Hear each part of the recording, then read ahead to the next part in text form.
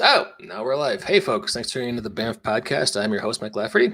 And we have with us today a frequent co-host, seeing for the first time ever on video, Mr. Chris McLaughlin, who is repping his own company, Ghost Show Press, on that fashionable Hawaiian shirt. How you doing, Chris? Thank you. The professor is good tonight. How are you, sir? I am doing quite well. Thank you. And we have a special guest for the first time ever, Tom Filsinger, below us. And Tom runs Champions of the Galaxy. Good to see you, Tom. Pleasure to be here. Thank you. Yeah. So your game, I had never heard of before, and I'm just going to be horribly honest and say that until Chris told me about it. But the more I research, you have a huge fan base and a huge following. Well, we've been doing it. I originally, Chris and I share something in common. We're both professors, and so that's always been my side. Well, I don't know which one of these is my side gig, or they're right, or they're tag partners. Let's say that. So I started this in the mid '80s. Tried to first sell it to the WWF at the time, and they turned it down and put out a game instead that was a Milton Bradley board game. It was nothing like what it should have been. Mm-hmm. And it's because of that rejection, though, that I thought, well, I'll just create my own characters because I think the game system works. And I did. And it combined all my interests at the time, for sure, big time. Comic books, pro wrestling. So it's professional wrestling in the future. We have now 50 game editions because it's an ongoing cosmic saga like Star Wars or anything in that category. And I see you're showing a lot of the stuff that we are, well, of course, and you can see there that we also did wind up putting out games with the real wrestlers over time as we would sign them individually.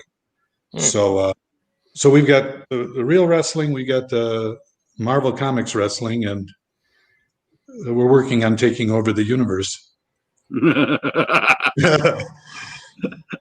Talk about crossing over to the real world. Right.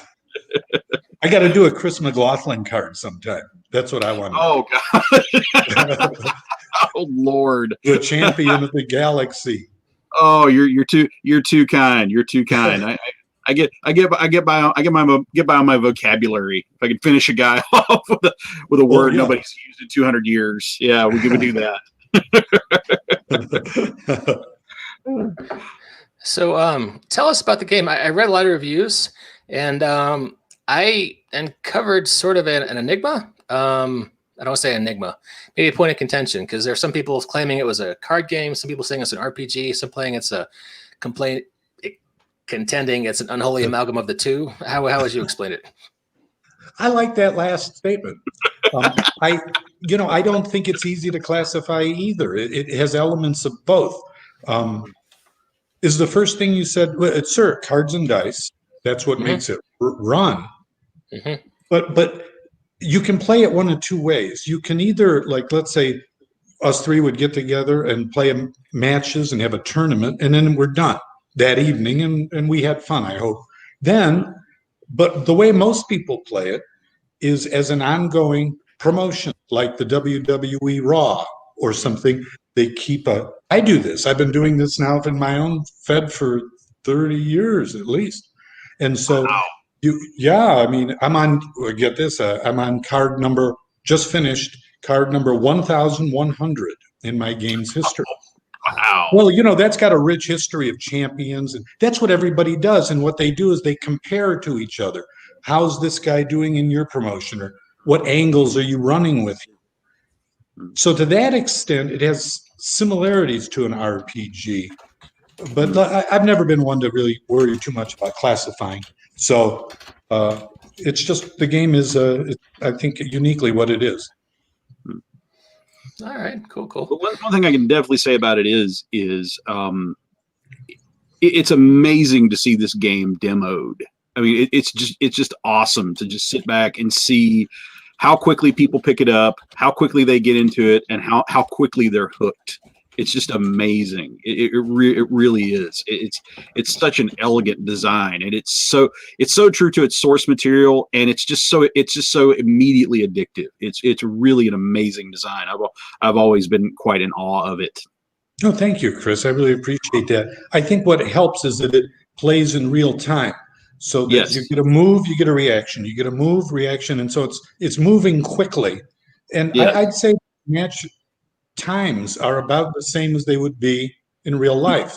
So when I play, I might have really a match could end in 3 or 4 moves. That's possible, Mhm.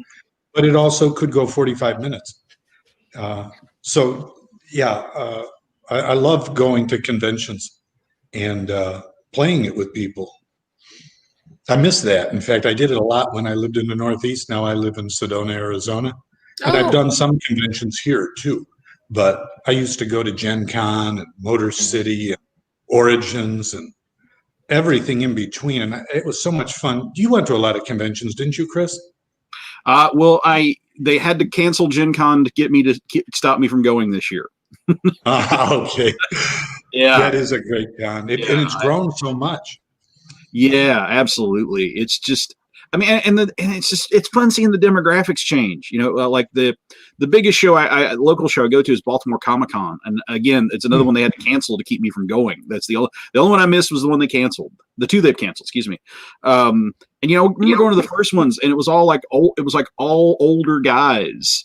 And it would leave you so depressed, like, oh, will anyone know what a comic book is in 10 years? Uh-huh. And now you go and people are bringing their families, and it's it's wonderful just to see how these nerdy things that I've loved since I was a small child, they're flourishing now like never before. It's been really amazing.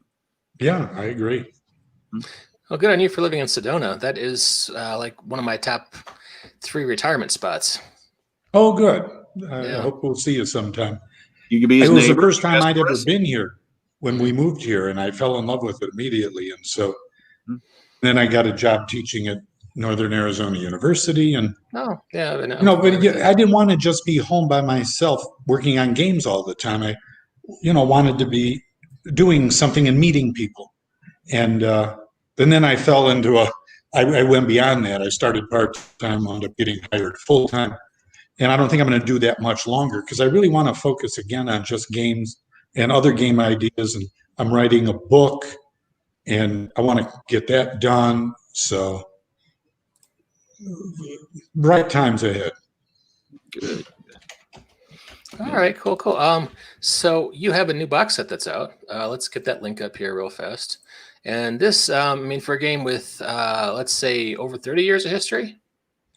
Let's see, we came out in '87. So that's 33 years. In an ad in Pro Wrestling Illustrated magazine. Yeah, some of us remember that buying that issue very, very, very, very well off the newsstand. I thought it was going to really, I had no idea. Would people buy it? Wouldn't they? Nobody'd really ever combined those two things before. Yeah. And luckily, like I said, it built a following and it just kept growing. Yeah. We were in PWI practically throughout the whole 90s. So we were always the background. People, even if they didn't buy the game, they knew it was there. Whoever bought, get that magazine. Yeah. And I would change the lead character in the ads every couple months because I found, let's say, for this new ad, I would write, let's say, Wolf, who is on the cover of the box right there. Yeah. The one that looks like Wolf with the fangs. And but then I'd find after about 3 months, people had seen it, and then it would just sort of drop off. Then I'll put in somebody else. It might be Star Warrior, or Endgame, or Bishop Hell, and it would always pick up again. So throughout the 90s, we were always featuring ads with different characters. But they had a blast. And great timing. You hit great timing. You hit the second big wrestling boom in the 90s. Yeah, and that was fun. That was fun times. And when wrestling does good, we do better. I mean, I guess that's natural. So I'm waiting for their next big boom. Somebody do something about it. Fingers crossed for AEW. Oh, good. Okay. I've heard some. Yeah. Do we want to discuss the state of wrestling right now, or is that too depressing a subject? Is that like It's pretty depressing for me. I have hope that my big hope is that when Triple H finally takes over WWE, the whole promotion will be more like NXT rather than the other way around. But we'll see. And just anything other than what AEW is putting on right now. That's Okay. kind of my big wish. Yeah, whenever I talk to wrestling fans, I always get the same thing that comic book fans are saying these days. There's a few bright spots, but there's an awful lot of content there we're not big fans of. So Yeah, but and also like comic books, but blessedly the older stuff is more accessible than it's ever been. indeed. In fact, for comics, they're even putting out the facsimile editions, which some months outsell everything else on the stands, which back in Dandadio was still running things that was much to his chagrin. I love those, and I buy both the DC and Marvel ones. Speaking of comic books, Tom, I'm showing a picture right now of you and Mr. Stan Lee up on your. You used to work with Mr. Lee back in the day. Yes, yeah. Okay. He was the main influence on me. I actually call him my third father because I already had two. I thought, well, if I can have two, I might as well have three. So I had the father that birthed me, but then I never really knew him very well. He was gone. And then my second father adopted me. Mm-hmm. My name at birth was not Tom Filsinger. It was Athanasios Tsagorakis. Can you spell that, do you think? Athanasios Tsagorakis. And so I wish I'd kept the name. Oh, no, wait. I forgot my own name. It was Savas Tsagorakis. And I'm sure that if my first name was Savas all my life, it would have changed everything. I would have had 10 times more dates and everything would have been great. But anyway. Oh, you gotta run in. You gotta run in. Oh, there it is. Hi. Hey, It's Cynthia Celeste Miller's music. A run in. Oh my God. I was sitting there going to the Google Meet link. Sorry about that. Nobody Yeah. else is here. Nice to see you again. Yes, you too. It's been a long time. I know. At a convention. Yeah. Probably Origins or something I like that. think Gen Con was the last time, and that was, oh my God, 04? Could be. I used to go a lot. Yeah, so did I. Yeah. Well, Cynthia, Yeah, so good. glad you can make it tonight. Thank you for coming. Well, thank you for having me. Sorry it took me so long, but I'm inept, so Oh. Technology It's is a just more challenge for all. dramatic. It's more Yeah, I dramatic guess this so. way. The main eventer always comes on last. Right. So Tom was just telling about his connection to Stan Lee. Oh yeah. Yeah, I was going to say, so, right. I think Cindy knows some of this, but, he was a big influence on me. Like for the writing and creating of characters, big influence. Oh yeah. Wrestling too, but wrestling more in the game mechanics and in the angles that you run when you run a promotion. So, you're combining two different elements in one in this. Anyway, okay, so Stan Lee, I was telling you, is my third father. That's where I was. Mhm. And he was my spiritual father, my creative father, because I was young when those books came out. I don't know if Chris is able to say that or anybody else here. And so I was buying those when they came out, and it was an amazing way to experience the Silver Age of Marvel as it was happening. And it was like watching, Michelangelo paint, Sistine Chapel in my eyes, Well, anyway, in the 90s, I just thought, I'll write to Stan Lee. Somebody gave me his email address. I thought the worst thing that can happen is he just ignores it. And but he didn't. He wrote me a full-page letter back. Wow. It was longer than the one I sent him. And then he said at the end something I'm going to put on my tombstone. He said, you must be some kind of cool college professor. And I thought, whoa, Stan Lee, what a guy, Little did he know. And then I thought, well, since we're talking, I'll just stay in touch.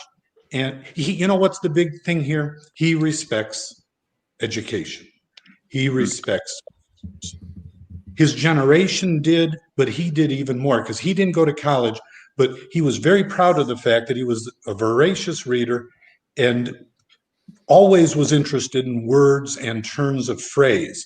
In fact, in our emails back and forth, when we became friends after a while and just communicated to each other, it would be word games, it would be puns, it would be the kind of things the Marx do, and it would always turn a phrase. I kept them, anyway. So then I sent him some of my stuff I created, just because I thought, again, I've got his ear. Right. And he loved some of it and said, would you do a book with me? Well, Stan Lee could have said to me, would you do a Tupperware party with me? And I would have said, right away. And because I do them all the time. And then we did a book of election humor. God knows we need election humor now, but I don't even want to get into that. So we did that, and we toured together, and he was, let me just quickly add, he was everything you wish your hero would be. He was kind, respectful, funny, thoughtful. I can't say a negative thing having known him. So it sounds like he was pretty much the way he came across in the old soapboxes and stuff then. Yeah, he sure was. I mean, you know, he was like an adult child. He didn't, and you could see at the end of his life, he didn't function too well in money environments. And as you heard, at the end of his life, there were people trying to get money from him, and he had a. Yes. Are you guys aware of that tough ending he had that people talked about? People trying to cheat him.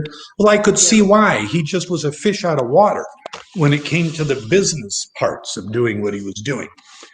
And he just wanted to have fun and create things. And he thought, well, I'll do that with this guy too. What the hell? Why not? I don't care. And he did it with me. Oh, cool. So you're a big fan of the Silver Age, it sounds like. Oh, well, that shaped, that was everything to me. It was literally everything. I used to draw and create my own little black and white comics. I used some of the Marvel people like Spider-Man. I used the second main hero in my line, and I'd like to think I was way ahead of my time on this, was Black Panther. And I think it's because it was a little easier for me to draw as a kid. Actually, I think that was part of it. But I liked the character. And anyway, so I would draw the comics. I'd buy them. And it ran deep. And then, and Cynthia, I'll use Cynthia, brought up the Stan Lee soapbox. Stan Lee had this gift that I try to emulate. I don't really have to try. It just became a part of me, too, where I relate to fans that way myself, as friends. But he did that. He did that with thousands and thousands of people across the world. Y'all thought Stan Lee's my friend the way he talks directly to us. And in meeting the real Stan Lee, that was never a put on. That was just him. And to me, that's a huge part of the success of Marvel in the Silver Age when they resurged in 61 is, with the Fantastic Four, is his personality came through. Absolutely. And when he was speaking to you in the soapbox pages, I mean, he made you felt like you were part of this inclusive club that only you and maybe a few other people were, And I think that was a huge, huge part of their success. Yeah, there's a lot of talk of who was more important in the Silver Age, Stan Lee or Jack Kirby, and some people say Steve Ditko, but really it's Kirby and Lee. And I totally recognize and utterly respect what Jack Kirby did. And you couldn't have had it without either one. It's like the Beatles without Lennon or McCartney. It's not the same. Lightning in a bottle. What's that? Lightning in a bottle. Yes, but Stan Lee is the one who was able to sell the ideas. Yep. And I don't even mean that in a crass way. It was just his enthusiasm, and he was editing the whole line, so the line had cohesion. And it was small enough still where it could be cohesive until you get to later years where now it's expanding and expanding. It's hard to keep, now we're fighting Dr. Octopus for the 80th time instead of the first or second or third time. That's easier to work that way. It's hard to keep reinventing those conflicts over and over and over again. Mm-hmm. Yeah, there's a long dissertation to be written about how modern comics are trying to keep on that treadmill, the same stories or variations on those stories over and over. And DC, of course, is having quite a bit of trouble right now. But I don't know if you guys were aware, but one of our panelists here, Mr. Christopher McLaughlin, wrote Silver Age source book for Mutants and Masterminds back in the day. Yes, and indeed. I wrote Omlivex, which is my love letter to the Silver Age back in 2004. Yep. Okay. Great book. Great book. Thank Great you. book. Yeah. So what do you think it is about the Silver Age that inspires so much role playing, compared to, say, the modern era or other eras? It seems like the Silver Age is really fertile for that. Why do you guys think that is? It's pure. I mean, everything's possible without the taint of a bunch of cynicism. I mean, you still have a little bit of that in the Bronze Age, but it's not as pure. I mean, there's something about the Silver Age, even to me, even more than the Golden Age, because the Golden Age was a little stodgier, But man, the Silver Age to me is just so pure. I love it. Chris, do you agree? With that. And it was also a time in comics where you had competition back. Yeah. We remember the Golden Age fondly because you had National creating most of its legendary characters, whatever Martin Goodman was calling timely or Marvel or whatever at that moment, creating Captain America and characters like that. And Fawcett was outselling them both. And there are companies that were big then that are forgotten now, like Quality. I'm a big Quality fan. I love Quality too. But the artists they had working for them, like Lou Fine and those guys, and in the 60s, you get the beginning of that great Marvel versus DC rivalry. And there is something to be said for competition. It really did seem to bring out the best in Marvel, and a lot of underrated DC books made in the 60s as well. I mean, I think you clearly have to give the edge to Marvel on the whole, but you can't sleep on 60s DC. You'll miss Arnold Drake's Doom Patrol and little delights like that. Yeah, DC suffered from the comparison in the 60s because Marvel did obviously feel like something new and fresh. And DC was, basically still repeating their formula. And I think what I've read is they were confused about what was actually working for Marvel. And they didn't, they thought they had a system that they liked, satisfied their fans, and that Stan Lee and Marvel were some flash in the pan thing that was going to go away. Because they knew Stan Lee had been in the business 20 years, and to them, he was just another guy. But a new side of Stan Lee was coming out. He's a good example of you can be middle-aged and be very creative, because his greatest work came when he was after. Yeah. Or how about Senior Citizens? His greatest work came in after 40. Oh, yeah, absolutely. And I think that the easiest way to compare DC and Marvel in the 60s was that DC largely created their cover first and said, make a story based on that. Where Marvel crafted their covers to sell that specific story. And I think that says about everything. And that's not a knock on DC. Their formula, worked. Sure. I just don't think that in the 60s they were as innovative because, that's pretty symbolic of it, I think. No, they had to catch up. Yeah, and credit where it's due. Without Julie Schwartz taking a chance on the Flash in '56, there may have been no comic industry. Right, totally. That's right. For anybody else to write with. No, that's true. I've gone back to read all those too. The early Silver Age DC, Green Lantern, Flash, Justice League. They're good books. Yeah. They're very complex. DC could get in one issue of, let's say, Justice League would be 5 issues Marvel Comics. In other words, they would break it down, continued, then keep going, continued. And I didn't mind that. But what I was always amazed by how much plot they got in those pages. Oh. Yeah, and you were talking about Stan's voice, and I was reminded of we're getting ready hopefully soon to go to press on the history of Sentinel Comics. They for those of you who don't know, Darren Watts and I wrote a history of the fictional comic book company that publishes the fictional comics that the Sentinels of the Multiverse card game is based on. And we wanted to throw in shout outs to all our favorite comic creators, so we sort of came up with like their alternate universe versions. And it was so much fun writing for like our version of Stan Lee, because he was the easiest one to get. It was like in every sentence with an exclamation point. Yeah. He was the by far the easiest voice to get. Now, when it's like, now what would like Mort Weisinger sound like? I'm like, geez, but Stan. Just keep it punchy, keep it short, keep it upbeat, and there you go. His voice is just so easy to capture. It's amazing. And I had a lot of fun doing much the same in the old Omlovex book, because the guy who created supposedly that comic book company sounded, in my head a lot like Stan. I mean, how could you not make him sound like Stan, right? Yes. Well, one way that you saw how playful he was something he didn't need to do at all, and that's he made the credits always playful, and they were always different, like written in the heat of the night by Stan Lee, drawn in the whatever. There'd always be leading up to the pun at the end, lettered in the other room by but it was different every issue you bought, and so the energy was contagious. So Chris, Sentinel Comics Rulebook, you can see it here on Amazon, available for purchase now. It's out. Your guys' history is not out yet?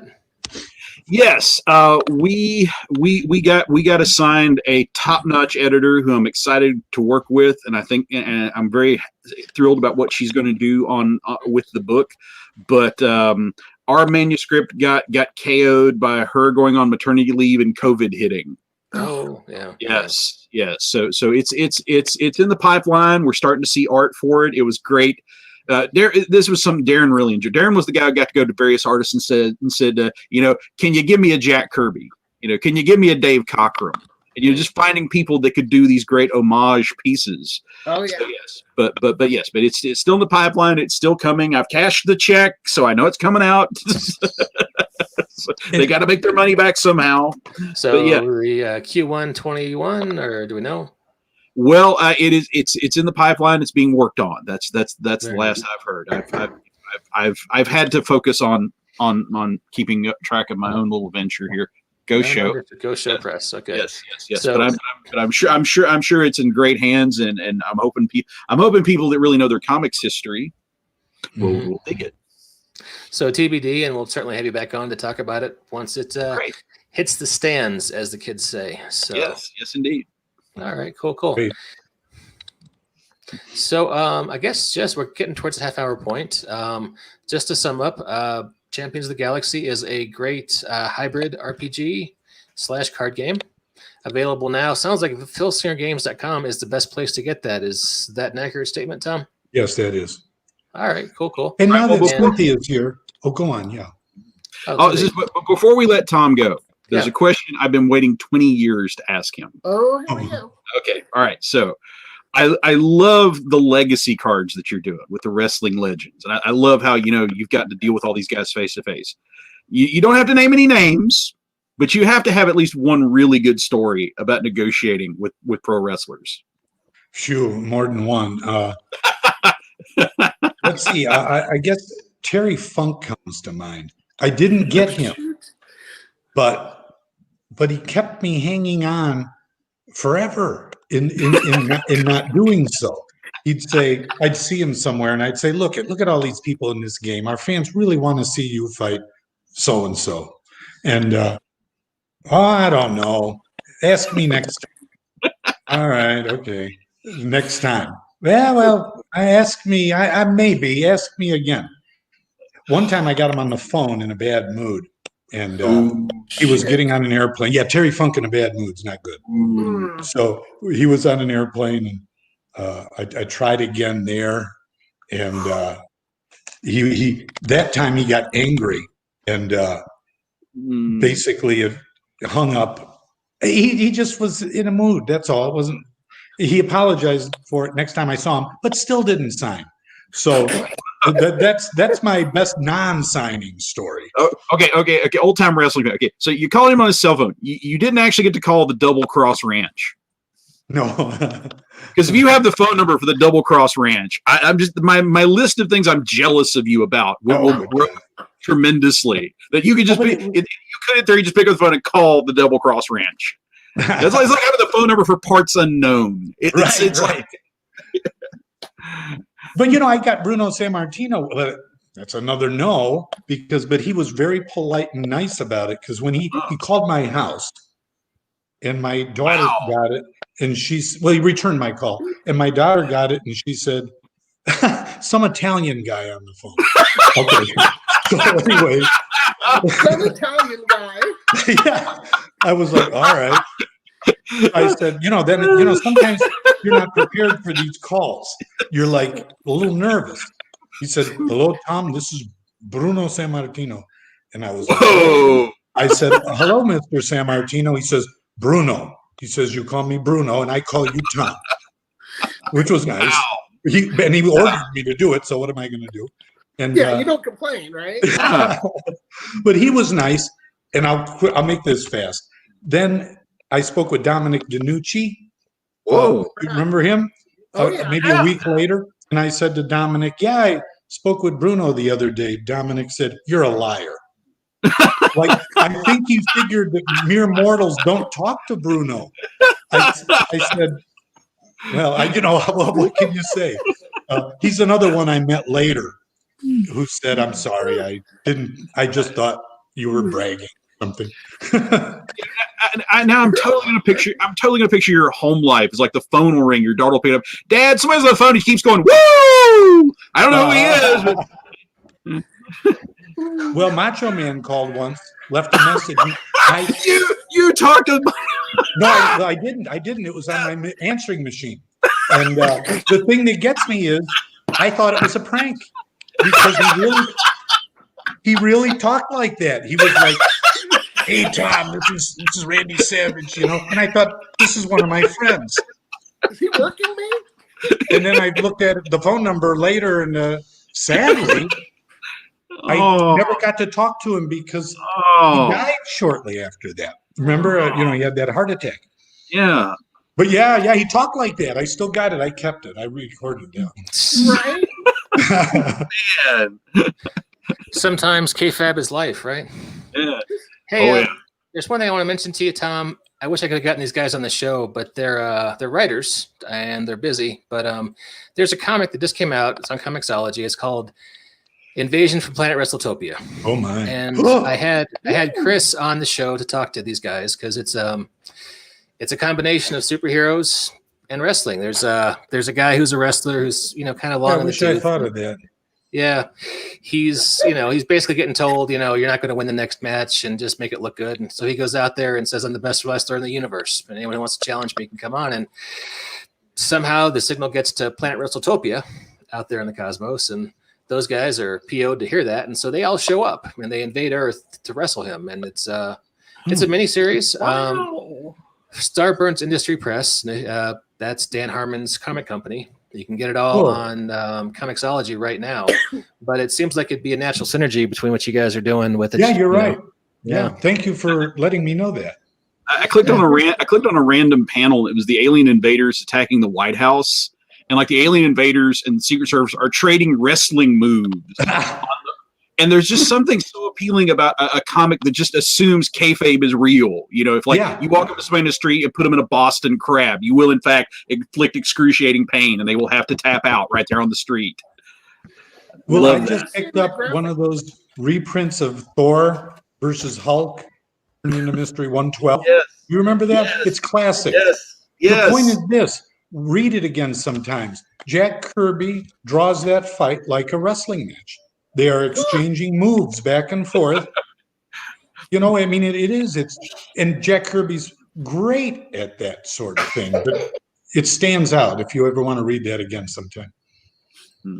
I marvel at Jack Kirby I for various reasons, but I think the one that really stole my heart was when I was rereading the classic Lee Kirby run on Fantastic Four, and there was some random shot. It was an Inhuman guest appearance, and like Lockjaw was in the background, and was like doing things that only bulldogs do. And I'm thinking, okay, Jack either had a bulldog or he's actually studied these little furry weirdos where he's got them down to this frightening degree. And I'm like, hats off to you, Jack.